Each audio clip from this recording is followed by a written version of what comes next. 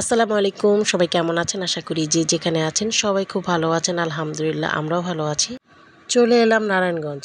এটা হচ্ছে রূপায়ণ টাওয়ারের একদম আন্ডারগ্রাউন্ডে লা ক্যান্ডেলা রেস্টুরেন্টে। এই রেস্টুরেন্টটা চাহাত মামুনির খুবই পছন্দ, কারণ সে যখনই যে কোনো পছন্দের খাবার খেতে চায় সে এই রেস্টুরেন্টেতে আসতে চায়।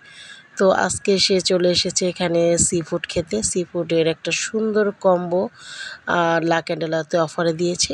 তো সেই খাবারটা খেতে আজকে বৃষ্টিতেও চলে আসলো। আর নারায়ণগঞ্জে আবার একটা ক্লাসও ছিল, ক্লাসটা কমপ্লিট করে মেয়েকে নিয়ে তার পছন্দের খাবারটা খেতে চলে আসলাম লা ক্যান্ডেলাতে। আর লা ক্যান্ডেলায় যখনই আসি আমার কাছে এটার ডেকোরেশন সব কিছু খুবই সুন্দর লাগে।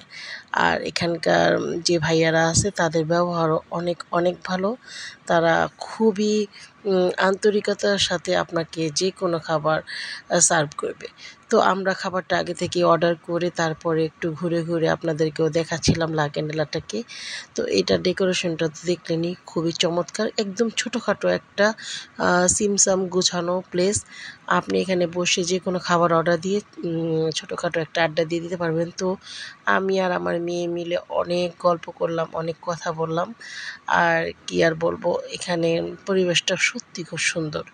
তো যখনই আমি আসি আমি চেষ্টা করি চাঁদ মামুনিকে নিয়ে আসতে, কারণ চাঁদ মামুনির ফেভারিট রেস্টুরেন্ট এটা।